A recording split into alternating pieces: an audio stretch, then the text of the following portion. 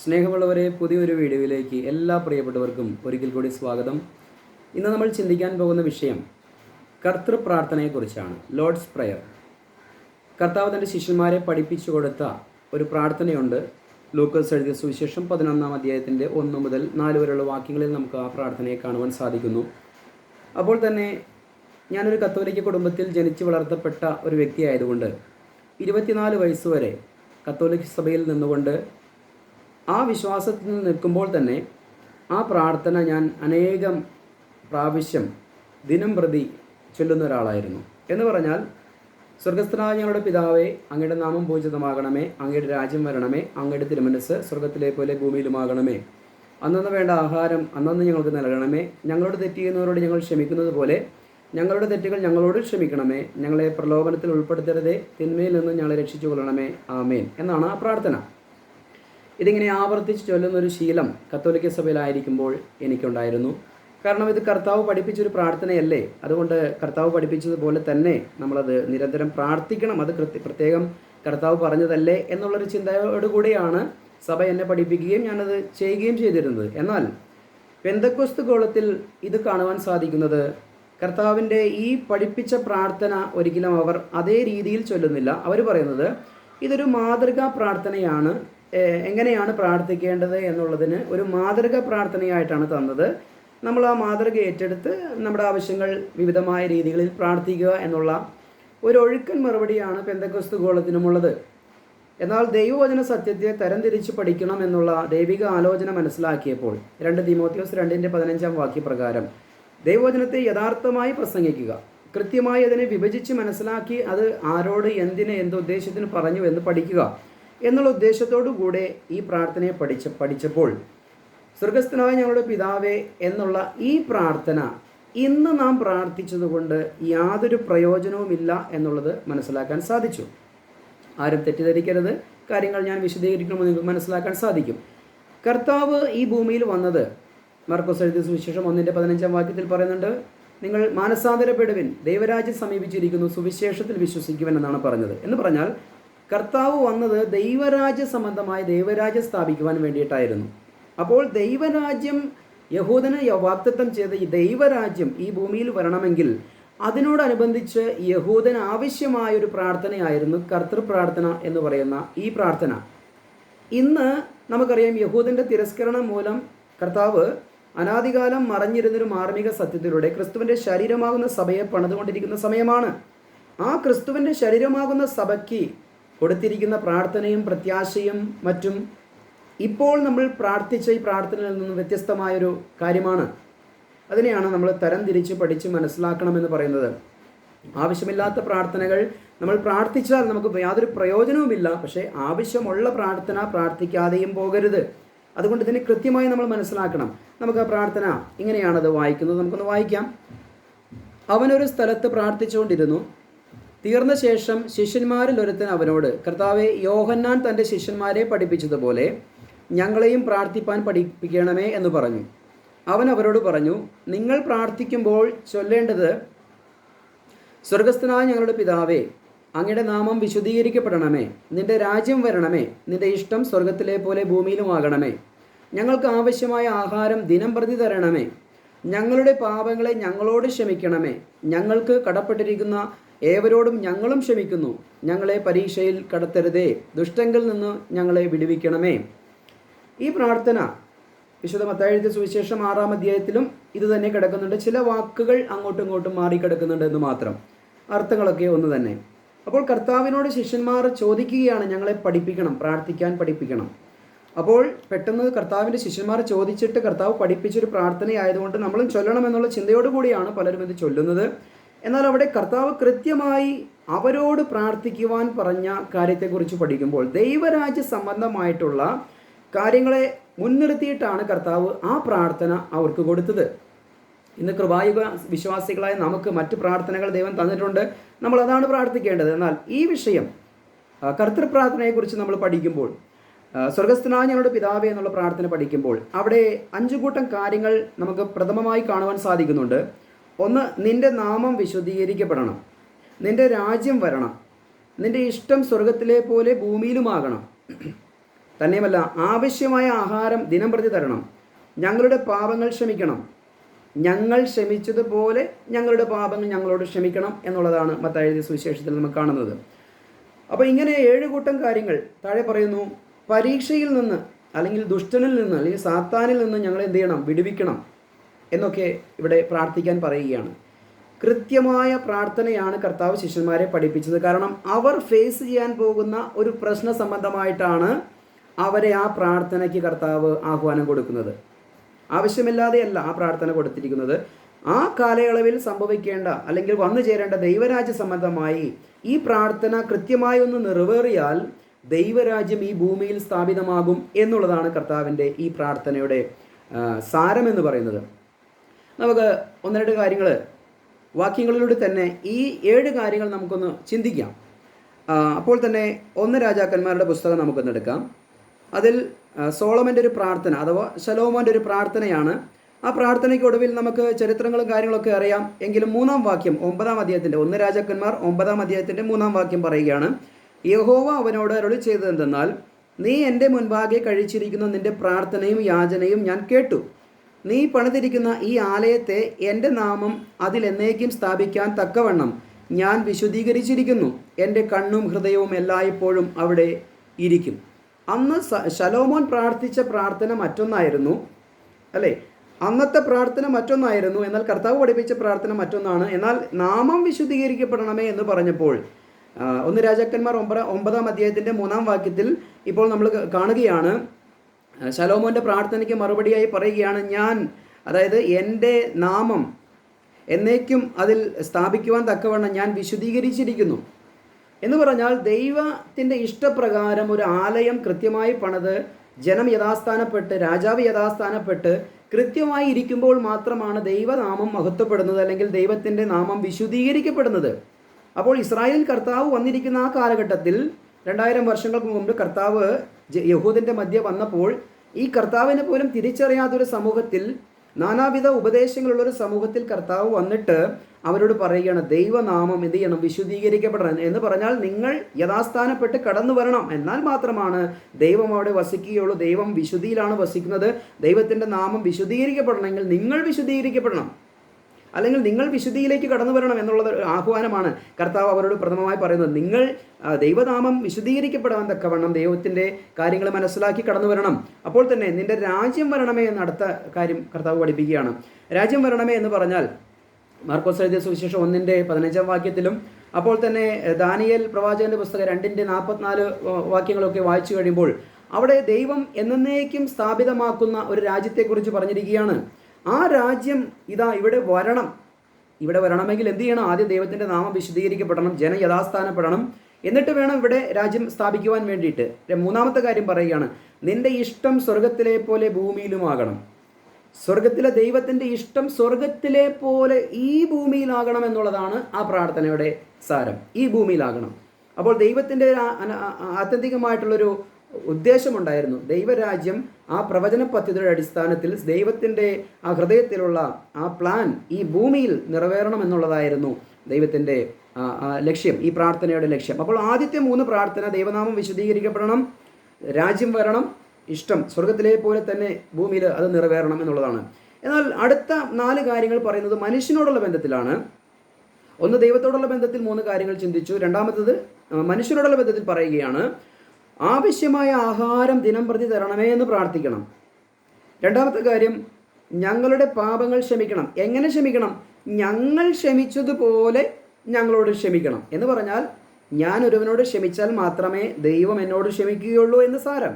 അടുത്തത്, പരീക്ഷയിൽ നിന്ന് അല്ലെങ്കിൽ ദുഷ്ടനിൽ നിന്ന് എന്നെ കാത്ത് സൂക്ഷിക്കണം എന്നാണ് ഇവിടെ പഠിപ്പിക്കുന്നത്.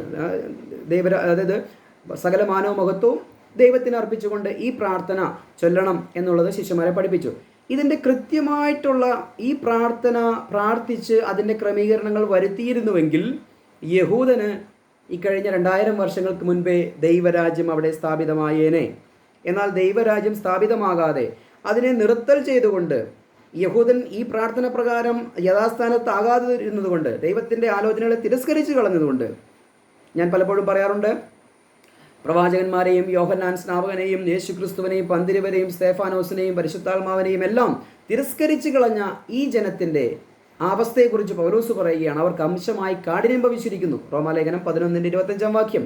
ഇനി ജാതികളുടെ സംഖ്യ പൂർണ്ണമായാലേ ഇനി വീണ്ടും അവരിലേക്ക് ദൈവം തിരിയുകയുള്ളൂ എന്നുള്ളതും പൗലോസ് വ്യക്തമായി അതിലെ റോമാലേഖനം 11:25 26 വാക്യങ്ങളിൽ താഴേക്ക് വായിക്കുമ്പോൾ നമുക്ക് മനസ്സിലാക്കാൻ സാധിക്കുന്നുണ്ട്. അപ്പോൾ ദൈവരാജ്യ സംബന്ധമായിട്ടുള്ള ഈ പ്രാർത്ഥന കൃത്യമായി നിറവേറേണ്ടതായിരുന്നു. എന്നാൽ ഇന്ന് ദൈവരാജ്യം സ്ഥാപിതമാകാനല്ല നമ്മൾ പ്രാർത്ഥിക്കേണ്ടത്. അത് ദൈവരാജ്യം സ്ഥാപിതമായിക്കോളും. ഇപ്പോൾ ക്രിസ്തുവിൻ്റെ ശരീരമാകുന്ന സഭ പണിയപ്പെടണം, സകലരും രക്ഷിക്കപ്പെടണം, സകലരും ക്രിസ്തുവിൻ്റെ ക്രൂശിലൂടെ ഒഴുകിയ രക്തത്താൽ കഴുകൽ പ്രാപിച്ച് നിത്യജീവൻ പ്രാപിക്കണം എന്നുള്ളതാണ് ദൈവത്തിൻ്റെ ആഗ്രഹം. അപ്പോൾ ആ രീതിയിൽ നമ്മൾ മനസ്സിലാക്കുമ്പോൾ കർത്താവ് പറഞ്ഞ പല കാര്യങ്ങളെയും നമ്മൾ പഠിക്കുമ്പോഴാണ് കൃപായുഗത്തിൽ ദൈവം നമ്മളോട് പറഞ്ഞിരിക്കുന്നത് മറ്റു വ്യത്യസ്തമായ ചില കാര്യങ്ങളാണ്. ഞാൻ പറഞ്ഞതിൻ്റെ സാരം മനസ്സിലായോ? ഇപ്പോൾ ഞാൻ 9ാം ക്ലാസ്സിലാണ് പഠിക്കുന്നതെങ്കിൽ ഞാൻ 9ാം ക്ലാസ്സിലെ ആ പാഠ്യപദ്ധതികൾ പഠിക്കണം, എന്നാലാണ് എനിക്ക് 9ലെ പരീക്ഷ എഴുതാൻ കഴിയുകയുള്ളൂ. എന്നാൽ 10ാം ക്ലാസ്സിൽ പഠിക്കുന്ന ഒരു കുട്ടി 10ാം ക്ലാസ്സിലെ പരീക്ഷയാണ് എഴുതേണ്ടത്. ആ സമയത്ത് 10ാം ക്ലാസ്സിലെ പരീക്ഷ എഴുതാതെ +2-ൽ കുറച്ചും കൂടി നല്ല കാര്യങ്ങളൊക്കെയാണ് എന്ന് പറഞ്ഞ് അത് പഠിച്ചിട്ടാണ് 10ാം ക്ലാസ്സിൽ പരീക്ഷ എഴുതാൻ പോകുന്നതെങ്കിൽ അവിടെ പരാജയം സംഭവിക്കും. അപ്പോൾ കൃത്യമായി നമ്മൾ ഏത് ക്ലാസ്സിലാണ് പഠിക്കുന്നത് എന്ന് കരുതി ആ ക്ലാസ്സിൽ പഠിപ്പിച്ച കാര്യങ്ങൾ പഠിച്ച് പരീക്ഷ എഴുതുക എന്നുള്ളതാണ് ദൈവം ഇവിടെ ഉദ്ദേശിക്കുന്നത്. അപ്പോൾ സ്വർഗസ്ഥനായ ഞങ്ങളുടെ പിതാവേ എന്നുള്ള പ്രാർത്ഥന പഠിപ്പിച്ചത് ദൈവരാജ്യ സംബന്ധമായിട്ടും തൻ്റെ ശിഷ്യന്മാരെ സംബന്ധമായിട്ടും ആ ദൈവരാജ്യ വിശ്വാസികളെ സംബന്ധമായിട്ടും ആയിരുന്നുവെങ്കിൽ കൃപായുഗ സുവിശേഷം വെളിപ്പെട്ടപ്പോൾ നമ്മളെക്കുറിച്ച് ദൈവം ഈ സ്വർഗസ്ഥനായ ഞങ്ങളുടെ പിതാവ് എങ്ങയുടെ നാമം പൂജിതമാകണമേ, എങ്ങയുടെ രാജ്യം വരണമേ, എങ്ങയുടെ തിരുമനസ്സ് സ്വർഗത്തിലെ പോലെ ഭൂമിയിലുമാകണമേ, അന്നു വേണ്ട ആഹാരം ഞങ്ങൾക്ക് തരണമേ എന്നുള്ള ആ പ്രാർത്ഥന പ്രാർത്ഥിക്കുവാനല്ല ദൈവം ആഗ്രഹിക്കുന്നത്. കൃപായുഗ സുവിശേഷത്തിൽ ദൈവത്തിൻ്റെ പ്രാർത്ഥനകളും അല്ലെങ്കിൽ ദൈവത്തിൻ്റെ മഹത്വപ്പെടലുകളൊക്കെയും വ്യത്യസ്തമായ കാര്യങ്ങളിലൂടെയാണ് സംഭവിക്കുന്നത്. നമുക്കൊന്ന് ചിന്തിക്കാം. അതായത് ബോഡി ഓഫ് ക്രൈസ്റ്റിൽ ദൈവനാമം മഹത്വപ്പെടണം എന്ന് പറഞ്ഞാൽ അല്ലെങ്കിൽ വിശുദ്ധീകരിക്കപ്പെടണം എന്ന് പറഞ്ഞാൽ കൊലോസ്യ ലേഖനം 3:17 വാക്യം 1:28 വാക്യങ്ങളൊക്കെ വായിച്ചു കഴിഞ്ഞാൽ നമുക്ക് മനസ്സിലാക്കാൻ സാധിക്കും. വാക്കാലോ പ്രവൃത്തിയാലോ എന്ത് ചെയ്താലും അതെല്ലാം ദൈവനാമ മഹത്വത്തിന് വേണ്ടി ചെയ്യണം. തന്നെയുമല്ല ക്രിസ്തുയേശുവിൽ നമ്മെ സൽപ്രവർത്തികൾക്കായിട്ട് അല്ലെങ്കിൽ ദൈവനാമ മഹത്വത്തിന് വേണ്ടിയിട്ട് നമ്മെ തിരഞ്ഞെടുത്തിരിക്കുകയാണ് എന്നുള്ളതൊക്കെ നമുക്ക് മനസ്സിലാക്കാൻ സാധിക്കുന്നുണ്ട്. അപ്പോൾ തന്നെ രണ്ടാമത്തെ ഒരു കാര്യം, ദൈവനാമ മഹത്വപ്പെടുന്നതിനെ കുറിച്ച് നമ്മൾ ചിന്തിച്ചു.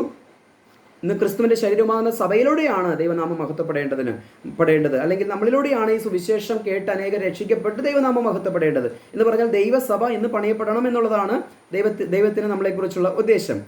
രണ്ടാമത്തെ കാര്യം, രാജ്യം വരണമേ എന്നുള്ള പ്രാർത്ഥനയ്ക്ക് പകരം ഇവിടെ എന്താണ്, സ്വർഗത്തിലേക്ക് പോകുന്നതിനെ കുറിച്ചാണ് നമ്മളോട് പ്രാർത്ഥിക്കുവാനും ഒരുങ്ങുവാനും പറഞ്ഞിരിക്കുന്നത്. നമുക്കതിനാധാരമായിട്ട് നമുക്ക് 1-2 കാര്യങ്ങളൊന്ന് ചിന്തിക്കാം. നമുക്കെപ്പോഴും വായിക്കുകയും ചിന്തിക്കുകയും ചെയ്യുന്ന വാക്യങ്ങളാണ്.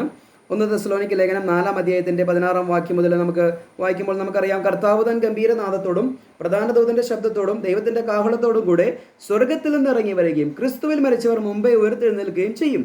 പിന്നെ ജീവനോടെ ശേഷിക്കുന്ന നാം അവരോട് ഒരുമിച്ച് ആകാശത്തിൽ കർത്താവിനെതിരേൽപ്പാൻ മേഘങ്ങളിൽ എടുക്കപ്പെടും. ഇങ്ങനെ നാം എപ്പോഴും കർത്താവിനോട് കൂടിയിരിക്കും.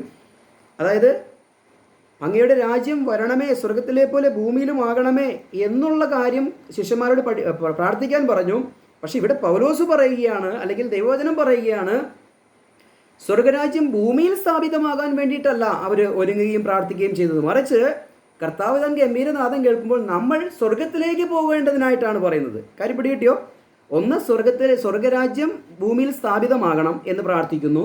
എന്നാൽ 1 തെസ്സലോനിക്ക ലേഖനം 4-ാം അധ്യായത്തിൻ്റെ 16-ാം വാക്യപ്രകാരം ഇവിടെ ഭൂമിയിൽ സ്ഥാപിതമാകുന്ന രാജ്യത്തിലേക്ക് വേണ്ടിയിട്ടല്ല, മറിച്ച് ഉന്നതത്തിലുള്ള ക്രിസ്തു ഇരിക്കുന്നിടമായ ഉന്നതത്തിലേക്ക് പോകുവാനും കാഹളം ധ്വനിക്കുമ്പോൾ സ്വർഗത്തിലേക്ക് പോകുവാനും അല്ലെങ്കിൽ സ്വർഗത്തിലേക്ക് നമ്മൾ കരയേറ്റി പോകാനും വേണ്ടിയിട്ടാണ് ഇവിടെ ആഹ്വാനം ലഭിക്കുന്നത്.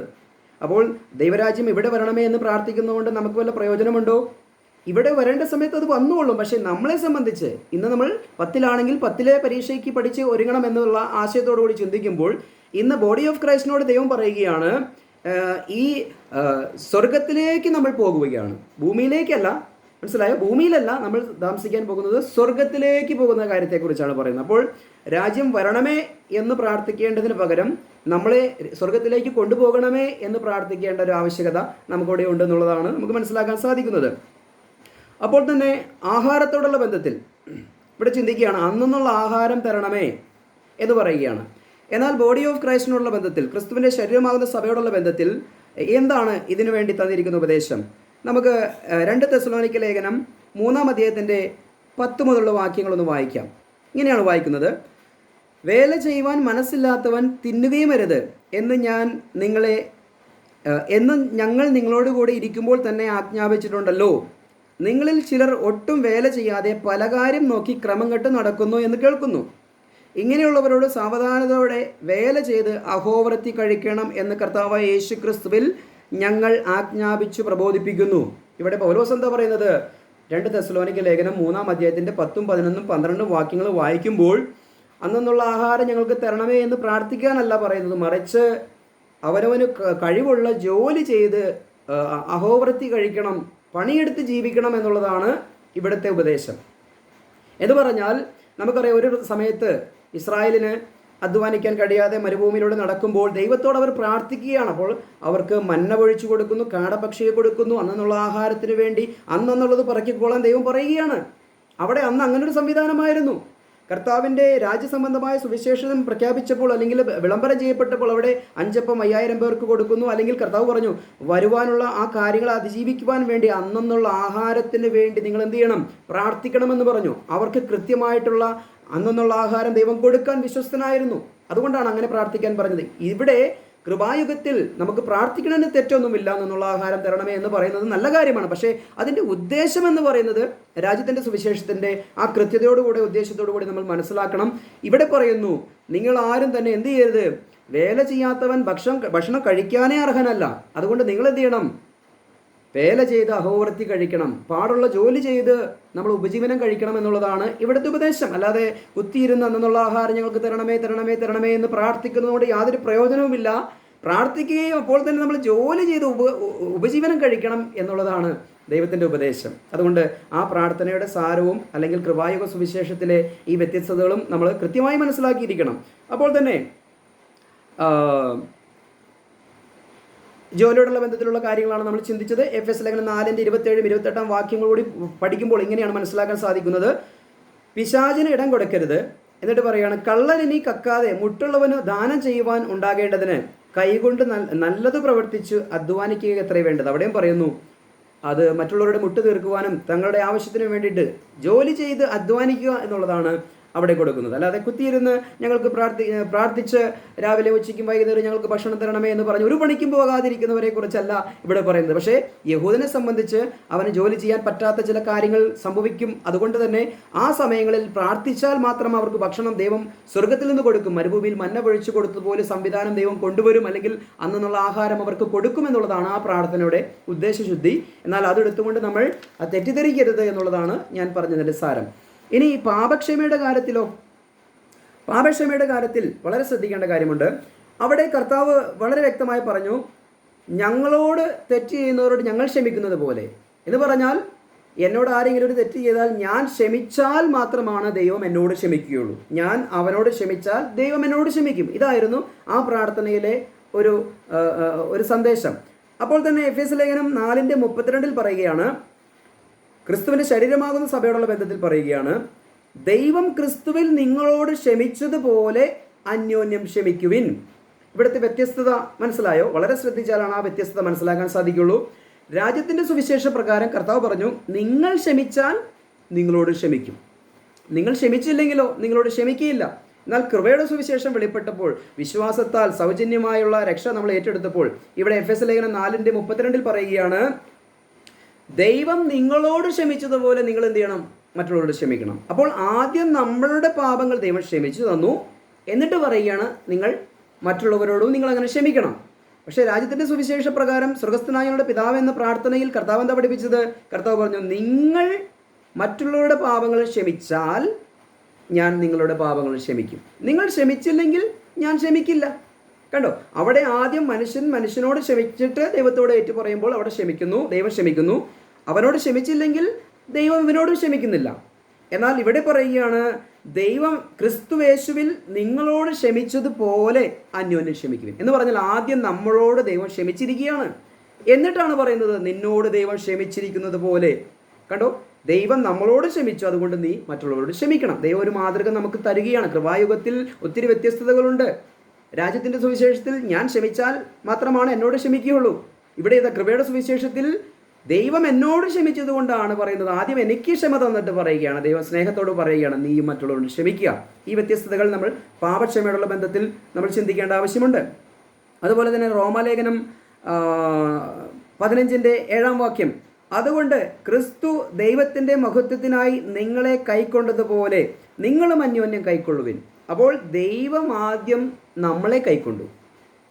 രാജ്യത്തിൻ്റെ സുവിശേഷത്തിലെ വ്യവസ്ഥ മറ്റൊന്നായിരുന്നു. കാരണം നീ പരിഹരിച്ചാൽ നിന്നോടും പരിഹരിക്കും, നീ ക്ഷമിച്ചാൽ നിന്നോട് ക്ഷമിക്കും, നീ ക്ഷമിച്ചില്ലെങ്കിൽ നിന്നോട് ക്ഷമിക്കില്ല. പക്ഷെ ഇവിടെ പറയുകയാണ്, കൃപയുടെ സുവിശേഷത്തിൽ പറയുകയാണ്, നിന്നോട് ക്ഷമിച്ച് തന്നതുകൊണ്ട് സൗജന്യമാണ്, നിന്നോട് ദൈവം കരുണ കാണിച്ചതുകൊണ്ട് നീ എന്ത് ചെയ്യണം, മറ്റുള്ളവരോട് അത് ചെയ്യണമെന്ന് പഠിപ്പിക്കുകയാണ് കർത്താവ്. ഏതാണ് ശ്രേഷ്ഠം? രാജ്യത്തിൻ്റെ സുവിശേഷത്തിൽ പറഞ്ഞിരിക്കുന്ന പ്രകാരം ഞാൻ ക്ലിയറായി വന്നാൽ നിനക്ക് രക്ഷ തരാം എന്ന് പറയുന്ന രക്ഷയാണോ? ദൈവത്തിൻ്റെ മഹാകരുണയിൽ നമ്മളെ രക്ഷിക്കുവാൻ ദൈവം തിരുമനസ്സായിട്ട് ഒരു യോഗ്യതയും ഇല്ലാതിരുന്ന സ്ഥാനത്ത് നമ്മളെ വിളിച്ച് സ്നേഹത്താൽ വിടുവിച്ച് നമ്മളോട് ക്ഷമിച്ച് തന്നിട്ട് നമ്മളെ നല്ല നടപ്പ് നമ്മളെ ഉപദേശിച്ച് തന്നിട്ട് പറയുകയാണ്, നിന്നോട് ഞാൻ ചെയ്തതുപോലെ നീ മറ്റുള്ളവരോട് ചെയ്യണം. എത്രയോ ശ്രേഷ്ഠമായ കൃപയുടെ സുവിശേഷ ഉപദേശമാണ് നമ്മൾ കേട്ടുകൊണ്ടിരിക്കുന്നത്. Praise the Lord. എന്നാൽ അടുത്തൊരു കാര്യം, ദുഷ്ടങ്കിൽ നിന്ന് പരീക്ഷയിൽ നിന്നും കാക്കണം എന്ന് ദൈവരാജ്യ സംബന്ധമായി കർത്താവ് പഠിപ്പിച്ചു. വളരെ ശ്രദ്ധിക്കേണ്ട ഒരു കാര്യമുണ്ട്. കർത്താവിന് അറിയാം, കർത്താവ് പ്രവചിക്കുന്നു, അല്ലെങ്കിൽ യഹൂദനൊരു മഹാപീഡാകാലം ഉണ്ടായിരുന്നു. അവർ രാജ്യത്തിൻ്റെ സുവിശേഷ പ്രകാരം പൈശാചികൻ്റെ വളരെ വലിയ ഉപദ്രവം നേരിടാൻ പോകുന്ന ഒരു ജനമായിരുന്നു ഇസ്രായേൽ എന്ന് പറയുന്നത്. ഇനി ഭാവിയിൽ സംഭവിക്കും. റാപ്ചറിന് ശേഷം രാജ്യത്തിൻ്റെ സുവിശേഷം വീണ്ടും ഇവിടെ പ്രസംഗിക്കപ്പെടുമ്പോൾ ഇതേ പ്രാർത്ഥന വീണ്ടും അവരുടെ മധ്യത്തിലേക്ക് ആപ്ലിക്കബിൾ ആയിട്ട് വരും, അല്ലെങ്കിൽ അത് നിലവിൽ വരും എന്നുള്ളത് നമുക്ക് കാണാൻ സാധിക്കുന്നുണ്ട്. കാരണം എന്താണ്? അന്ന് പൈശാചികന്റെ ആക്രമണം ഇസ്രായേലിനോടായിരിക്കും കൂടുതൽ. കാരണം എന്താ? നമുക്കതിനാധാരമായിട്ട് വചനങ്ങളെ വായിക്കാം. വെളിപ്പാട് പുസ്തകം 12 മുതൽ 17 വരെയുള്ള വാക്യങ്ങൾ വായിച്ചാലാണ് നമുക്ക് കൃത്യമായിട്ട് മനസ്സിലാക്കാൻ സാധിക്കുക. എങ്കിലും ഒരു വാക്യം ഞാനൊന്ന് വായിക്കാം. 13 വാക്യം, 12 13 തന്നെ ഭൂമിയിലേക്ക് തള്ളിക്കളഞ്ഞു എന്ന് മഹാസർപ്പം കേട്ടിട്ട് ആൺകുട്ടിയെ പ്രസവിച്ച സ്ത്രീയെ ഉപദ്രവിച്ചു തുടങ്ങി. ആൺകുട്ടിയെ പ്രസവിച്ച സ്ത്രീ ഏതാണ്? ഇസ്രായേൽ എന്ന് പറയുന്ന രാഷ്ട്രമാണ്. ആൺകുട്ടി ആരാണ്? 144,000 പേരാണ്, മുദ്രിതരായ 144,000 പേരെ. അപ്പോൾ ഇവിടെ പറയുന്ന കാര്യം എന്താണ്? സ്വർഗത്തിൽ, അതായത് ഇസ്രായേലിനോടുള്ള ബന്ധത്തിൽ സ്വർഗത്തിൽ വലിയൊരു അടയാളമുണ്ടായി. സൂര്യനെ അണിഞ്ഞൊരു സ്ത്രീ, അവളുടെ കാൽ കീഴിൽ ചന്ദ്രൻ, അവളുടെ തലയിൽ 12 നക്ഷത്രങ്ങളുള്ള കിരീടമുണ്ടായിരുന്നു. അവൾ ഗർഭിണിയായി നോവ് കിട്ടി വേദനപ്പെട്ട് നിലവിളിച്ചു. സ്വർഗത്തിൽ മറ്റൊരടയാളം കാണായി. 7 തലയും 10 കൊമ്പും തലയിൽ 7 രാജമുടിയും തീ നിറമുള്ളൊരു മഹാസർപ്പം. അതിൻ്റെ വാൽ ആകാശത്തിലെ നക്ഷത്രങ്ങളിൽ 1/3 വലിച്ചുകൂട്ടി ഭൂമിയിലേക്ക് എറിഞ്ഞു കളഞ്ഞു. പ്രസവിപ്പാറായ സ്ത്രീ പ്രസവിച്ച ഉടനെ കുട്ടിയെ തിന്നുകളയുവാൻ മഹാസർപ്പം അവളുടെ മുൻപിൽ നിന്നു. അവൾ സകല ജാതികളെയും ഇരുമ്പുകോൽ കൊണ്ട് മേയ്പ്പാനുള്ളൊരു ആൺകുട്ടിയെ പ്രസവിച്ചു. കുട്ടി ദൈവത്തിൻ്റെ അടുക്കിലേക്കും അവൻ്റെ സിംഹാസനത്തിലേക്കും പെട്ടെന്നെടുക്കപ്പെട്ടു. സ്ത്രീ മരുഭൂമിയിലേക്ക് ഓടിപ്പോയി. അവിടെ അവളെ 1260 ദിവസം പോറ്റേണ്ടതിന് ദൈവം ഒരുക്കിയിരിക്കുന്ന ഒരു സ്ഥലം അവൾക്കുണ്ട്. പിന്നെ സ്വർഗത്തിലൊരു യുദ്ധമുണ്ടായി. മീഖായേലും അവൻ്റെ ദൂതന്മാരും മഹാസർപ്പത്തോട് പടവെട്ടി. തൻ്റെ ദൂതന്മാരുമായി മഹാസർപ്പവും പടവെട്ടി ജയിച്ചില്ലതാനും. സ്വർഗത്തിൽ അവരുടെ സ്ഥലം പിന്നെ കണ്ടതുമില്ല. ഭൂതലത്തെ മുഴുവൻ തെറ്റിച്ചു കളയുന്ന പിശാചും സാത്താനും എന്ന മഹാസർപ്പമായ പഴയ പാമ്പിനെ ഭൂമിയിലേക്ക് തള്ളിക്കളഞ്ഞു. അവൻ്റെ ദൂതന്മാരെയും അവനോടുകൂടെ തള്ളിക്കളഞ്ഞു. താഴേക്ക് വായിക്കുമ്പോൾ നമുക്ക് മനസ്സിലാക്കാൻ സാധിക്കുന്ന ഒരു കാര്യമാണ്. എന്ന് പറഞ്ഞാൽ ഇസ്രായേൽ എന്ന് പറയുന്ന സ്ത്രീ, നോവ് കിട്ടി പ്രസവിക്കാറായിരിക്കുന്ന ഒരു സ്ത്രീ, അവളെ ഉപദ്രവിക്കുവാൻ ഈ പൈശാചികൻ വരികയാണ്. വളരെ പൈശാചികന്റെ ഉപദ്രവം നേരിടുവാൻ പോവുകയാണ്. ഇവളെ വിഴുങ്ങാൻ പോവുകയാണ്, ജലത്താൽ ഒഴുക്കിക്കളയാൻ പോവുകയാണ്. ആൺകുട്ടിയെ പ്രസവിച്ച ഈ സ്ത്രീയോട് അവൻ ഉഗ്രകോപത്തോടുകൂടെ, എന്ന് പറഞ്ഞാൽ സ്വർഗത്തിൽ മിഖായേൽ ആ യുദ്ധത്തിൽ സാത്താനെയും സംഘത്തെയും വെട്ടി ഭൂമിയിലേക്ക് എറിയുന്നൊരു സമയം. ആ സമയത്ത് വെട്ടുകൊണ്ട സാത്താൻ താഴെ ഭൂമിയിലേക്ക് വരുമ്പോൾ ആർക്കെതിരെയാണ് തിരിയുന്നത് എന്നുള്ളത് നമ്മൾ നോക്കുമ്പോൾ അവൻ തിരിയുന്നത് ഈ ഇസ്രായേൽ ജനത്തിൻ്റെ എതിരായിട്ടാണ് എന്നുള്ളത് നമുക്ക് കാണാൻ സാധിക്കുന്നുണ്ട്. അപ്പോൾ കർത്താവ് പറഞ്ഞു, ദുഷ്ടനിൽ നിന്നും പരീക്ഷകളിൽ നിന്നും കാക്കണമേ എന്ന് പ്രാർത്ഥിക്കണമെന്ന് പറഞ്ഞു. കാര്യം മനസ്സിലായോ? സ്വർഗസ്ഥനായോട് പിതാവേ എന്നുള്ള പ്രാർത്ഥനയുടെ ദുഷ്ടനിൽ നിന്ന് ഞങ്ങളെ കാത്തു സൂക്ഷിക്കണമേ എന്നുള്ള പ്രാർത്ഥന പ്രാർത്ഥിക്കാൻ പറയുമ്പോൾ വരാനിരിക്കുന്ന വെട്ടുകൊണ്ട് വീഴാനിരിക്കുന്ന സാത്താൻ അവൻ വളരെ ഉപദ്രവം അവർക്ക് ചെയ്യും. ഇസ്രായേലിന് വിരോധമായി സകല ജാതികളെയും അവൻ വിളിച്ചുകൂട്ടും. ഇസ്രായേൽ ഒരു പക്ഷത്തും മറുപക്ഷത്ത് അനേകം ജാതികളും ഈ സാത്താന്റെ കീഴിൽ അണിനിരുന്നുകൊണ്ട് ഇസ്രായേലിനെ ആക്രമിക്കുന്ന ഒരു സിറ്റുവേഷൻ വരും. ആ സമയത്ത് കർത്താവ് അവരെ പഠിപ്പിച്ചു, ദുഷ്ടങ്കിൽ നിന്ന് കാത്തു പരിപാലിക്കുവാൻ നിങ്ങൾ പ്രാർത്ഥിക്കണമെന്ന് പറഞ്ഞു. മനസ്സിലായോ? ഈ ദുഷ്ടന്റെ ആക്രമണം എന്ന് പറയുന്നത് രാജ്യത്തിന്റെ സുവിശേഷ പ്രകാരം സാത്താനിക സൈന്യത്തിന്റെ വളരെ വലിയ പോരാട്ടമാണ്. ആ സാഹചര്യത്തെ അതിജീവിക്കുവാൻ വേണ്ടിയിട്ടാണ് ഈ പ്രാർത്ഥന. ദുഷ്ടങ്ങളിൽ നിന്ന് ഞങ്ങളെ വിടുവിക്കണമേ, രക്ഷിക്കണമേ, പ്രലോഭനത്തിൽ ഞങ്ങൾ ഉൾപ്പെടുത്തരുതേ, പരീക്ഷയിൽ നിന്ന് ഞങ്ങളെ രക്ഷിക്കണമേ എന്നൊക്കെ പ്രാർത്ഥിക്കുവാൻ പറയുകയാണ്. അവിടെ പ്രാർത്ഥന വളരെ ആവശ്യമാണ്. അവസാനം വരെയുള്ള പിടിച്ചു നിൽപ്പ് ആവശ്യമാണ്. ഈ സംഭവങ്ങളൊക്കെയാണ് കർത്താവ് വരെ പഠിപ്പിക്കുന്നത്. ആ പ്രാർത്ഥനയുടെ സാരം അതാണ്. എന്ന് പറഞ്ഞാൽ യഹൂദൻ അനുഭവിക്കാൻ പോകുന്ന പീഡാകാലത്തെ അതിജീവിക്കുവാൻ വേണ്ടിയുള്ള കൃത്യമായ പ്രാർത്ഥനയാണ് അവിടെ പ്രാർത്ഥിക്കുന്നത്. അപ്പോൾ തന്നെ കൃപായുഗ സുവിശേഷത്തിൽ നമുക്ക് എന്താണ് മനസ്സിലാക്കാൻ സാധിക്കുന്നത്? കൃപായുഗ സുവിശേഷത്തിൽ ഈ ദുഷ്ടനിൽ നിന്നുള്ള ആക്രമണം എങ്ങനെയൊക്കെയാണ് സംഭവിക്കുന്നത്? നമുക്ക് ഒന്ന് രണ്ട് വാക്യങ്ങളെ ഒന്ന് പെട്ടെന്ന് വായിക്കാം.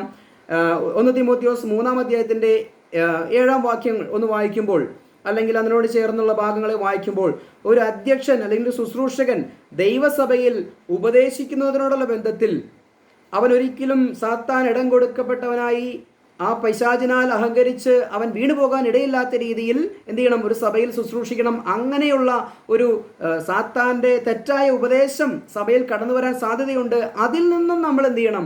രക്ഷ നേടി സത്യ ഉപദേശത്തിൽ നിൽക്കണം എന്നുള്ളൊരു ആഹ്വാനമാണ് ആ വചനഭാഗത്ത് നമ്മൾ കാണുന്നത്. എങ്കിൽ 1 തീമോഥെയോസ് 4-ാം അധ്യായത്തിൻ്റെ 1 മുതൽ 6 വരെയുള്ള വാക്യങ്ങളെ ഒന്ന് വായിക്കുമ്പോൾ അവിടെ വളരെ വ്യക്തമാണ്. കൃപയുടെ സുവിശേഷ സംബന്ധമായി ഈ സാത്താനിൽ നിന്നുള്ള ആക്രമണം എന്ന് പറയുന്നത് മറ്റൊരു തരത്തിലാണ്. ഇസ്രായേലിനോടുള്ള ബന്ധത്തിൽ രാജ്യത്തിൻ്റെ സുവിശേഷത്തിൽ സ്വർഗ്ഗസ്ഥനായ ഞങ്ങളുടെ പിതാവ് എന്നുള്ള പ്രാർത്ഥനയിൽ സാത്താൻ്റെ ആക്രമണം മറ്റൊരു തരത്തിലാണ്.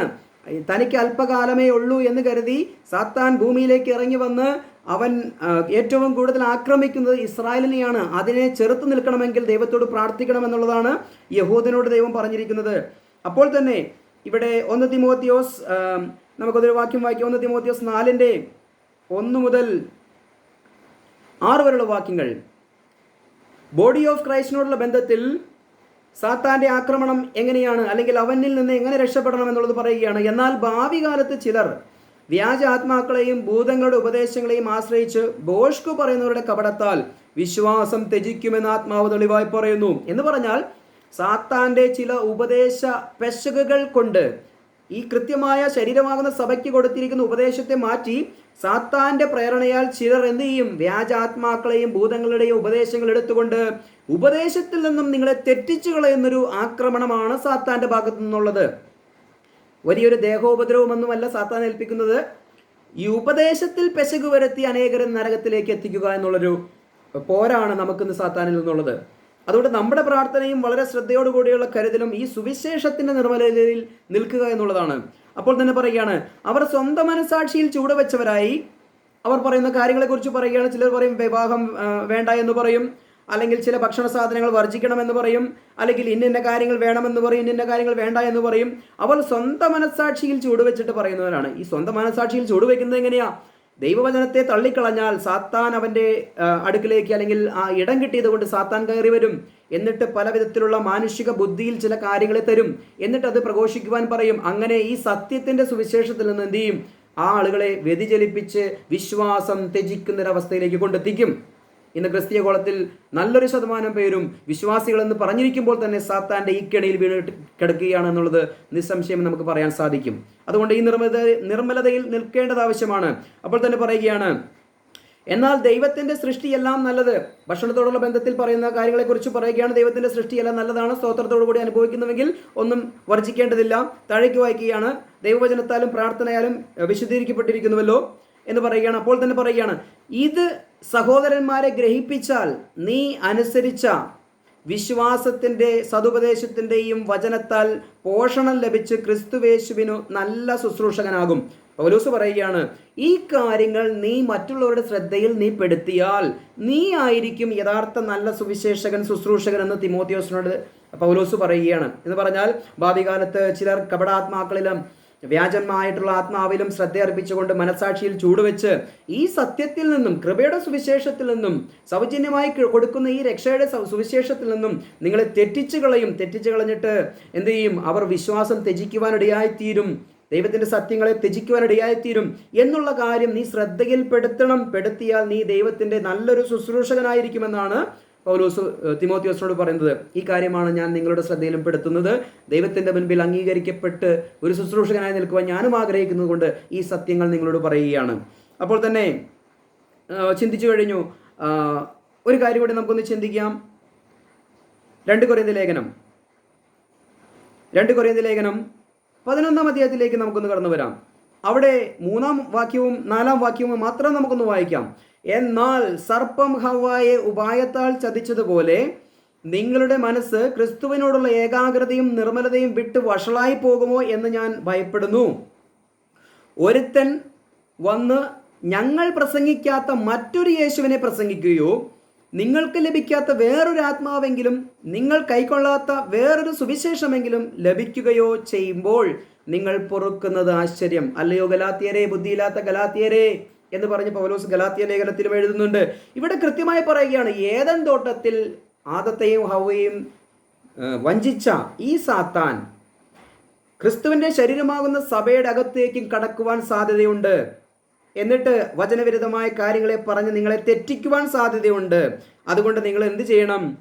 മറ്റൊരു പ്രസംഗമോ മറ്റൊരു യേശുവോ മറ്റൊരു ആത്മാവോ നിങ്ങളുടെ ഇടയിലേക്ക് വന്നു കഴിഞ്ഞാൽ നിങ്ങളതിനെ പൊറുത്തുകൂടാത്ത വണ്ണം, ക്ഷമിക്കാൻ പാടില്ലാത്ത വിധം അതിനെ എതിർക്കണം, അതിനെ തള്ളിക്കളയണമെന്ന് പൗലോസ് പറയുകയാണ്. ഒന്നുകൂടി നോക്കുക. എന്നാൽ സർപ്പം ഹവ്വായെ ഉപായത്താൽ ചതിച്ചതുപോലെ നിങ്ങളുടെ മനസ്സ് ക്രിസ്തുവിനോടുള്ള ഏകാഗ്രതയും നിർമ്മലതയും വിട്ട് വഷളായി പോകുമോ എന്ന് ഞാൻ ഭയപ്പെടുന്നു. ഒരുത്തൻ വന്നു ഞങ്ങൾ പ്രസംഗിക്കാത്ത മറ്റൊരു യേശുവിനെ പ്രസംഗിക്കുകയോ. ഇന്ന് ലോകത്ത് പ്രസംഗിക്കപ്പെടുന്ന യേശു ആരാണ്? സമ്പത്തിൻ്റെ പുറകെ നിങ്ങളെ നയിക്കുന്ന ഒരു യേശുവിനെയാണ് ഭൂരിഭാഗം പേര് പ്രസംഗിക്കുന്നത്. ക്രൂശിക്കപ്പെട്ട ക്രിസ്തുവിനെ അല്ല പ്രസംഗിക്കുന്നത്. അതുകൊണ്ട് മറ്റൊരു യേശു എന്ന് പറയുമ്പോൾ യേശുവിൻ്റെ നാമത്തിൽ ആ ക്രൂശിലൂടെയുള്ള സൗജന്യ രക്ഷ പ്രസംഗിക്കാതെ എന്തെങ്കിലും പ്രോസ്പെരിറ്റി പ്രസംഗിക്കുന്നവർ മറ്റൊരു യേശുവിനെയാണ് പ്രസംഗിക്കുന്നത്. അപ്പോൾ തന്നെ വേറൊരു ആത്മാവ്, അപ്പോൾ ആത്മാവ് പലതുണ്ടെന്ന് നമുക്കറിയാം. എന്നാൽ പരിശുദ്ധാത്മാവിനാലാണ് പറയുന്നതെങ്കിൽ ഈ സുവിശേഷത്തിൻ്റെ നിർമ്മലതയിൽ നിന്നുകൊണ്ടായിരിക്കും നമ്മൾ സംസാരിക്കുക. അതിൽ നിന്ന് വ്യതിചലിക്കുവാൻ നമ്മളോ അല്ലെങ്കിൽ സാത്താനെയോ അനുവദിക്കുകയില്ല എന്നുള്ളത് നമുക്ക് മനസ്സിലാക്കാൻ സാധിക്കുന്നുണ്ട്. മറ്റൊരു സുവിശേഷമോ? ഇന്ന് അനേകം സുവിശേഷങ്ങളുണ്ട്. 40,000 സഭാ വിഭാഗങ്ങൾ 40,000 സുവിശേഷങ്ങൾ പറഞ്ഞുകൊണ്ടിരിക്കുന്നു. എന്നാൽ പൗലോസ് ഇവിടെ പറയുന്നൊരു കാര്യമാണ്, തനിക്കൊരു സുവിശേഷം വെളിപ്പെട്ടു, തനിക്കൊരു മാർമിക സത്യം വെളിപ്പെട്ടു. ആ മാർമിക സത്യപ്രകാരം ക്രിസ്തുവിൻ്റെ ക്രൂശിലൂടെയുള്ള ആ സൗജന്യ രക്ഷ, വിശ്വാസത്താൽ സൗജന്യമായി രക്ഷിക്കപ്പെടുന്ന, നീതീകരിക്കപ്പെടുന്ന, സ്വർഗത്തിലേക്ക് പോകുന്ന ഒരു സുവിശേഷം പൗലോസ് നമ്മളെ അറിയിച്ചു. എന്നിട്ട് പറയുകയാണ്, ആ നിർമ്മലതയിൽ നിന്നും നിങ്ങളെ ആരും, ഏദൻ തോട്ടത്തിലെ സാത്താൻ ആദത്തെ ഹവ്വയും തെറ്റിച്ചതുപോലെ കൃപയുടെ സുവിശേഷത്തിൽ നിന്നും, ക്രൂശിൻ്റെ ഈ വചനത്തിൽ നിന്നും, പൗലോസ് പഠിപ്പിച്ച ഈ സുവിശേഷത്തിൽ നിന്നും നിങ്ങൾ വ്യതിചലിച്ച് പോകരുത്. വളരെ ശ്രദ്ധിക്കണമെന്നുള്ളതാണ് ഇവിടെ പറയുന്നത്. അപ്പോൾ സാത്താൻ്റെ ഇടപെടൽ കൃപയുടെ സുവിശേഷത്തിൽ എങ്ങനെയാണ്? ഈ സത്യമായ ഉപദേശത്തെ തെറ്റിച്ച് മറ്റൊരു യേശുവിനെയും മറ്റൊരു ആത്മാവിനെയും കടത്തിവിട്ടു, അല്ലെങ്കിൽ മറ്റൊരു സുവിശേഷത്തെയും കടത്തിവിട്ട് മനുഷ്യരെ ഈ സത്യത്തിൽ നിന്നും, സത്യയേശുവിൽ നിന്നും, സത്യാത്മാവിൽ നിന്നും, സത്യസുവിശേഷത്തിൽ നിന്നും, സത്യദൈവത്തിൽ നിന്നും മനുഷ്യരെ വ്യതിചലിപ്പിച്ച് പയ്യെ അങ്ങോട്ട് മാറ്റിക്കൊണ്ടുപോകുന്ന ഒരു ശുശ്രൂഷയാണ് സാത്താൻ ചെയ്യുന്നത്. അത് ശുശ്രൂഷകരിലും ഇവിടെ പറഞ്ഞു, 1 തിമോത്തിയോസ് 3:7 പറഞ്ഞു, അധ്യക്ഷനാകുന്ന മനുഷ്യനെ കുറിച്ച് പറയുകയാണ്. അധ്യക്ഷനാകാൻ ആഗ്രഹിക്കുന്നവൻ നല്ല ജോലിയാണ് ആഗ്രഹിക്കുന്നത്, എന്നാൽ അവൻ വളരെ നീറ്റായിരിക്കണം, കുടുംബത്തെ നോക്കുന്നവനായിരിക്കണം, അപ്പോൾ തന്നെ ഉപദേശത്തിൽ സമർത്ഥനായിരിക്കണം, അല്ലെങ്കിൽ കാര്യങ്ങളെ ക്രമീകരിക്കുന്നതിൽ വളരെ ദൈവ കൃപയിൽ ആശ്രയിച്ചിരിക്കുന്നവനായിരിക്കണം. അല്ലാതെ സാത്താനെ പോലെ അഹങ്കരിച്ചവൻ വീണു പോകാൻ സാധ്യതയുള്ളതുകൊണ്ട് വളരെ കൃത്യമായി ശുശ്രൂഷകൾ നിർവഹിക്കണം എന്നുള്ളത് ശുശ്രൂഷകന്മാരെ കുറിച്ചും, എന്നാൽ ഭാവി കാലത്ത് കപടാത്മാക്കളുടെ ഉപദേശം കേട്ട് വഴിതെറ്റി പോകരുത് എന്നുള്ളത് വിശ്വാസികളെക്കുറിച്ചും വളരെ വ്യക്തമായി പറയുകയാണ്. അപ്പോൾ നമുക്ക് ഇന്ന് ഈ സാത്താൻ്റെ ആക്രമണമുള്ളത് ഉപദേശത്തിൽ പെശക് വരുത്തി നമ്മളെ തെറ്റിക്കുക എന്നുള്ള ഒരു ഉപദേശമാണ്. എന്നാൽ രാജ്യത്തിൻ്റെ സുവിശേഷത്തിൽ കർത്താവ് പഠിപ്പിച്ച പ്രാർത്ഥന പ്രകാരമുള്ള ആ പ്രാർത്ഥനയിൽ ഉപദേശത്തിലുള്ള തെറ്റിനേക്കാൾ ഉപരിയായി സാത്താൻ നേരിട്ട് ശാരീരികമായി അല്ലെങ്കിൽ മഹാപീഡകൾ ചെയ്യുന്ന, അവർക്കെതിരെ പീഡനങ്ങൾ അഴിച്ചുവിടുന്ന, ലോകരാജ്യങ്ങളെ മുഴുവനും ഇസ്രായേലിനെതിരെ തിരിച്ചുവിടുന്ന ഒരു സന്ദർഭത്തിലാണ് ഈ ദുഷ്ടങ്കിൽ നിന്ന് ഞങ്ങളെ കാത്തുരക്ഷിക്കണം എന്നുള്ള പ്രാർത്ഥന കൃത്യമായിട്ട് അവർക്ക് അതിൻ്റെ അനുഗ്രഹം ലഭിക്കുന്നത്. ഇപ്പോൾ ഞാൻ പറഞ്ഞ കാര്യങ്ങൾ ഏകദേശം മനസ്സിലായി കാണുമെന്ന് വിചാരിക്കുന്നു. നിന്റെ നാമം വിശുദ്ധീകരിക്കപ്പെടണം. രാജ്യത്തിൻ്റെ സുവിശേഷത്തിൽ എങ്ങനെ? കൃപയുടെ സുവിശേഷത്തിൽ എങ്ങനെ? നിന്റെ രാജ്യം വരണം. അത് രാജ്യത്തിൻ്റെ സുവിശേഷത്തിലാണ്. എന്നാൽ കൃപയുടെ സുവിശേഷത്തിൽ രാജ്യം വരണം എന്നുള്ളതല്ല, എന്നെ അങ്ങോട്ട് സ്വർഗത്തിലേക്ക് കൊണ്ടുപോകണം എന്നുള്ളതാണ്. അടുത്തത് ആവശ്യമായ ആഹാരം ദിനംപ്രതി തരണമേ എന്നുള്ളതാണ് രാജ്യത്തിൻ്റെ സുവിശേഷത്തിലെ പ്രാർത്ഥന എങ്കിൽ അന്നന്ന് വേണ്ടുള്ള ആഹാരത്തിന് വേണ്ടി കഴിവ് പോലെ ജോലിയെടുത്ത് പണിയെടുത്ത് ജീവിക്കുക എന്നുള്ളതാണ് ഉപദേശം. അത് നമ്മൾ ചെയ്യേണ്ടത് ആവശ്യമാണ്. അപ്പോൾ തന്നെ ഞങ്ങൾ ക്ഷമിച്ചതുപോലെ ഞങ്ങളോട് ക്ഷമിക്കണമേ എന്ന് പറയുമ്പോൾ ദൈവം പറയുകയാണ്, നിങ്ങളോട് ഞാൻ ക്ഷമിച്ച് തന്നിരിക്കുന്നു, അതുകൊണ്ട് നിങ്ങൾ മറ്റുള്ളവരോട് ക്ഷമിക്കണം എന്നുള്ളതാണ് കൃപയുടെ സുവിശേഷത്തിലെ പ്രാർത്ഥന. അപ്പോൾ തന്നെ പറയുകയാണ്, പരീക്ഷയിൽ നിന്നും ദുഷ്ടങ്ങളിൽ നിന്നും രക്ഷിക്കണമേ എന്നുള്ള രാജ്യത്തിൻ്റെ സുവിശേഷ പ്രകാരമുള്ള ചിന്തയിൽ നമ്മൾ പഠിച്ചു. വെളിപ്പാട് പുസ്തകം 12-ാം അധ്യായം, അവിടെ സാത്താനെ വെട്ടിയിട്ട് കഴിയുമ്പോൾ അവൻ ആക്രമിക്കുന്നത് ഇസ്രായേലിനെയാണ്. അവനിൽ നിന്ന് രക്ഷപ്പെടണമെങ്കിൽ, ഈ പൈശാചികനിൽ നിന്ന് രക്ഷപ്പെടണമെങ്കിൽ അവിടെ ദൈവത്തോട് പ്രാർത്ഥിച്ചേ സാധിക്കുകയുള്ളൂ. ഉണർന്നിരുന്ന് പ്രാർത്ഥിച്ചാലേ അവർക്ക് സാധിക്കുകയുള്ളൂ. അപ്പോൾ തന്നെ കൃപയുടെ സുവിശേഷത്തിൽ പറയുകയാണ്, സാത്താൻ അവൻ്റെ തന്ത്രങ്ങളെ നിങ്ങൾക്കറിയാമല്ലോ, അവനിടം കൊടുക്കരുത്. അവൻ ഈ ഉപദേശത്തിൽ മറ്റൊരു യേശുവിനെ കൊണ്ടുവരും, മറ്റൊരു ഉപദേശത്തെ കൊണ്ടുവരും, മറ്റൊരു ആത്മാവിനെ കൊണ്ടുവരും. അല്ലെങ്കിൽ ചിലരുടെ മനസാക്ഷിയെ ചൂടുപിടിപ്പിച്ച് ഉപദേശം തെറ്റായി കൊടുത്തുകൊണ്ട്, അല്ലെങ്കിൽ ഉപദേശത്തിൽ വെള്ളം ചേർത്ത് കച്ചവടത്തിന് വേണ്ടി പലതും കാണിച്ചു കൂട്ടുമ്പോൾ അങ്ങനെയെല്ലാം സാത്താൻ അവരെ എന്ത് ചെയ്യും? വിശ്വാസത്തിൽ നിന്നും ത്യജിപ്പിക്കുവാൻ, അല്ലെങ്കിൽ അതിനെ തള്ളിക്കളയുവാൻ ഇടയായിത്തീരും. അത് വളരെ സൂക്ഷിക്കണം. ഏദൻ തോട്ടത്തിലെ ആ സർപ്പം ഹവ്വായെയും ആദത്തെയും തെറ്റിച്ചു കളഞ്ഞതുപോലെ ഈ കൃപയുടെ സുവിശേഷത്തിൻ്റെ കൃത്യതയിൽ നിന്ന് നിങ്ങൾ തെറ്റിപ്പോകരുത് എന്നുള്ളതാണ് ഇവിടുത്തെ കൃത്യമായിട്ടുള്ള ഉപദേശം. അപ്പോൾ സ്വർഗസ്ഥനായ ഞങ്ങളുടെ പിതാവേ എന്നുള്ള പ്രാർത്ഥന എന്നും എപ്പോഴും രാവിലെ ഉച്ചയ്ക്കും വൈകുന്നവരൊക്കെ ചൊല്ലുന്നവർക്ക് ഇതൊരു തിരിച്ചറിവായി തീരട്ടെ. അപ്പോൾ തന്നെ ഇത് ചൊല്ലാത്തവർക്ക് ഇത് തിരിച്ചറിവായി തീരട്ടെ. കൃത്യമായി ഈ വചനത്തെ തരംതിരിച്ച് പഠിച്ച് മനസ്സിലാക്കി, ഈ വചനം കൃത്യമായി മനസ്സിലാക്കി ഇന്ന് നിലവിൽ ഈ പ്രാർത്ഥന നമ്മൾ ചൊല്ലേണ്ട ആവശ്യകതയില്ല. എന്നാൽ നമ്മളെ ഏൽപ്പിച്ചിരിക്കുന്ന കൃപയുടെ സുവിശേഷ പ്രകാരം സ്തോത്രത്തോടുകൂടെ ദൈവസ്ഥനത്തിൽ അറിയിക്കുക അത്രേ വേണ്ടത്. സകല ബുദ്ധിയും കവിയുന്ന ദൈവിക സമാധാനത്താൽ ദൈവം നമ്മളെ കാത്തുപരിപാലിക്കുമെന്നുള്ള ആ പ്രാർത്ഥനയും ഏറ്റെടുത്തുകൊണ്ട് മറ്റുള്ളവരുടെ ഹൃദയദൃഷ്ടികളെ പ്രകാശിപ്പിക്കുവാൻ, ഈ സത്യങ്ങളെ മനസ്സിലാക്കുവാൻ ഹൃദയദൃഷ്ടികളെ പ്രകാശിപ്പിക്കണമേ എന്ന് പൗലോസ് പ്രാർത്ഥിച്ചതുപോലെ പ്രാർത്ഥിച്ചുകൊണ്ട് നമുക്ക് ദൈവസന്നിധിയിലായിരിക്കാം. Praise the Lord. കഴിഞ്ഞ 2 വീഡിയോകൾ നമ്മൾ ചെയ്തത് അന്യഭാഷയും പ്രവചനവും വീര്യപ്രവർത്തികളും ഇന്നുമുണ്ടോ എന്നുള്ളൊരു വിഷയത്തെക്കുറിച്ചാണ്. കഴിഞ്ഞ 2 ക്ലാസ്സുകൾ കേട്ട പലരെന്നെ വിളിച്ചു. ഈ സത്യങ്ങൾ മനസ്സിലാക്കി തന്നതിന് ഒരുപാട് നന്ദിയും സ്നേഹവും ഒക്കെ അറിയിച്ചു. അവരോട് കർത്താവായ യേശുക്രിസ്തുവിന്റെ നാമത്തിലുള്ള സ്നേഹത്തെയും ഞാൻ അറിയിക്കുകയാണ്. ദൈവം നിങ്ങളെ ധാരാളമായി അനുഗ്രഹിക്കട്ടെ. അപ്പോൾ തന്നെ പല പ്രിയപ്പെട്ടവരും എന്നെ വിളിക്കുകയും അതിനെ എതിർക്കുകയും, എന്നാൽ ചിലർ അതിനെ സ്നേഹത്തോടുകൂടെ അങ്ങനെയല്ല ഇങ്ങനെയാണെന്ന് പറയുകയും ചെയ്തു. ഞാൻ ആ സ്നേഹത്തോടുകൂടെ പറഞ്ഞ ആ വ്യക്തികളെ മാനിച്ച് ഞാൻ അവരോട് പറയുകയാണ്, പ്രിയമുള്ളവരെ, ഇന്നൊരു പ്രവാചകനോ അല്ലെങ്കിൽ മറ്റുള്ള എന്തെങ്കിലും വീരപ്രവർത്തിക്കാരനോ ഉണ്ടെങ്കിൽ ഞാൻ നിങ്ങളോടൊന്ന് പറയുകയാണ്. നമ്മുടെ ഒരു പ്രിയ സഹോദരൻ ലോറിയുമായി വെള്ളത്തിലേക്ക് മറിഞ്ഞിട്ട് ദിവസങ്ങൾ കഴിഞ്ഞിരിക്കുന്നു. ഏതെങ്കിലും 2-3 പ്രവാചകന്മാരെ വിട്ടുകൊണ്ട് നമുക്ക് പ്രാർത്ഥിച്ചിട്ട് ഇന്ന സ്ഥലത്ത് ആ സഹോദരനുണ്ട് എന്നൊന്ന് പ്രവചിച്ച് പറയുവാൻ കഴിവുള്ള കേരളത്തിലെ ആരെങ്കിലും പ്രവാചകന്മാരുണ്ടെങ്കിൽ അങ്ങോട്ടൊന്ന് അയക്കുവാൻ വേണ്ടിയിട്ട് ഞാനൊരു ആഹ്വാനം തരികയാണ്. പ്രവാചകന്മാരൊക്കെ ഒത്തിരി ഉണ്ടെന്നാണല്ലോ പറയുന്നത്. ഒന്നവിടെ പോയി ഈ കാര്യങ്ങളൊക്കെ ഒന്ന് തെളിയിക്കുവാൻ അല്ലെങ്കിൽ കണ്ടുപിടിക്കുവാൻ സഹായിക്കണം. കാരണം മിലിറ്ററി ഇറങ്ങിയിട്ട് പോലും ചെയ്യാൻ പറ്റാത്ത കാര്യങ്ങൾ നിങ്ങളെക്കൊണ്ട് ചെയ്യാൻ കഴിയുമെങ്കിൽ അത് ചെയ്യുക. തന്നെയുമല്ല, ഇപ്പോൾ ഇന്ന് രാവിലെ പ്രഭാതത്തിൽ വയനാട്ടിൽ ഒരു ഉരുൾപൊട്ടലുണ്ടായിരിക്കുകയാണ്. അനേകം പ്രിയപ്പെട്ടവർ അവിടെ മരണപ്പെട്ടു. അനേകം പേരുടെ മൃതദേഹം പോലും കിട്ടാതെ തെരഞ്ഞുകൊണ്ടിരിക്കുകയാണ്.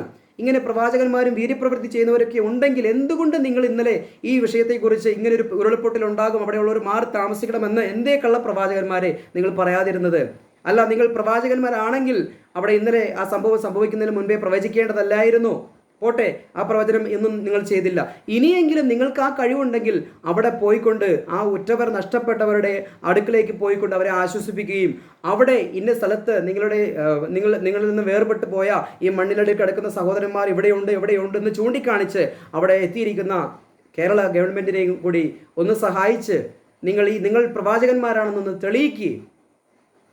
പ്രിയ സഹോദരന്മാരെ, ഈ വീര്യപ്രവൃത്തിയും അന്യഭാഷയും പ്രവചനവും ഒന്നും ഇന്ന് ഈ കൃപായുഗത്തിൽ നിലവിലില്ല. അതുണ്ടായിരുന്നു. എന്നാൽ കൃപയുടെ സുവിശേഷം ഇനി റാപ്ചറായി അത് അവസാനിച്ചതിന് ശേഷം വീണ്ടും പ്രവചനവും വീര്യപ്രവൃത്തിയും മറ്റുള്ള കാര്യങ്ങളൊക്കെയും വീണ്ടും ദൈവം ചെയ്യും. പക്ഷേ ഈ കാലഘട്ടം എന്നത് തിരിച്ചറിഞ്ഞ്, കൃപയുടെ സുവിശേഷം എന്തെന്ന് തിരിച്ചറിഞ്ഞ് കൃത്യമായിട്ടുള്ള സത്യത്തിൽ നിങ്ങൾ നിൽക്കുക. പ്രവചിക്കുന്ന അല്ലെങ്കിൽ കള്ളം പ്രവചിക്കുന്ന പ്രവാചകന്മാരോട് ഞാൻ ചോദിക്കട്ടെ, നിങ്ങളുടെ മുൻപിൽ വരുന്ന ഏതെങ്കിലും ഒരു കുടുംബത്തിൻ്റെ കാര്യം മാത്രമാണോ നിങ്ങൾക്ക് പ്രവചിക്കാൻ കഴിയുന്നത്? അല്ലെങ്കിൽ നിങ്ങളുടെ ചർച്ചിൽ വരുന്ന ആരെങ്കിലുടെയും കാര്യം മാത്രമാണോ നിങ്ങൾക്ക് പ്രവചിച്ച് പറയാൻ കഴിയുന്നത്? അവരെയൊക്കെ നിങ്ങൾക്ക് പറ്റിക്കാൻ കഴിയും. നിങ്ങളെ അന്ധമായി വിശ്വസിച്ച്, ദൈവത്തെക്കാൾ ഉപരി നിങ്ങളെ സ്നേഹിച്ചും വിശ്വസിച്ചും നിങ്ങളുടെ വാക്കുകൾക്ക് ചെവി കൊടുത്ത് ഇരിക്കുന്നവരാണ് അവരെയൊക്കെ പറ്റിക്കാൻ നിങ്ങൾക്ക് പറ്റും. എന്നാൽ വചനം അറിയാവുന്നവരുടെ അടുക്കൽ നിങ്ങളുടെ ഈ പൊടിക്കൈകളൊന്നും നടക്കുകയില്ല പ്രിയ സ്നേഹിതന്മാരെ. അതുകൊണ്ട് നിങ്ങൾ മനം തിരിഞ്ഞ് പിശാചിൻ്റെ ഈ പ്രബോധനത്തിൽ നിന്ന് മാറിക്കൊണ്ട് ദൈവസത്യത്തിലേക്ക് തിരിഞ്ഞു വന്ന് സത്യവചനത്തെ യഥാർത്ഥമായി പ്രസംഗിച്ചുകൊണ്ട് ലജ്ജിപ്പാൻ സംഗതിയില്ലാത്ത വേലക്കാരനായി ദൈവത്തിൻ്റെ മുൻപിൽ നിൽക്കാൻ ശ്രമിക്കുക എന്നുള്ള ആഹ്വാനമാണ് ഞാൻ തരുന്നത്. ദൈവമായ കർത്താവ് എല്ലാവരെയും സഹായിക്കട്ടെ. ഈ പ്രാർത്ഥനയെക്കുറിച്ചും ദൈവം ഇന്ന് നൽകിയ സന്ദേശത്തെക്കുറിച്ചും ഒന്നുകൂടി കേട്ട് കൃത്യമായിട്ടുള്ള കാര്യങ്ങളെ മനസ്സിലാക്കി ദൈവരാജ്യം അവകാശമാക്കുവാനും നിത്യത അവകാശമാക്കുവാനും സ്വർഗത്തിലേക്ക് നമ്മുടെ കർത്താവ് മധ്യാകാശത്തിൽ വന്ന് റാപ്ചറായി സംഭവിച്ച് നമ്മൾ സ്വർഗത്തിലേക്ക് എടുക്കപ്പെടുവാനുള്ള സമയം അടുത്തിരിക്കുകയാണ്. കൃത്യമായിട്ടുള്ള ഉപദേശം സ്വീകരിച്ച് ദൈവത്തിൻ്റെ അതാത് പദ്ധതികൾ അനുസരിച്ച് നിത്യത പ്രാപിക്കുവാൻ ദൈവം എല്ലാവരെയും അനുഗ്രഹിക്കട്ടെ. Praise the Lord.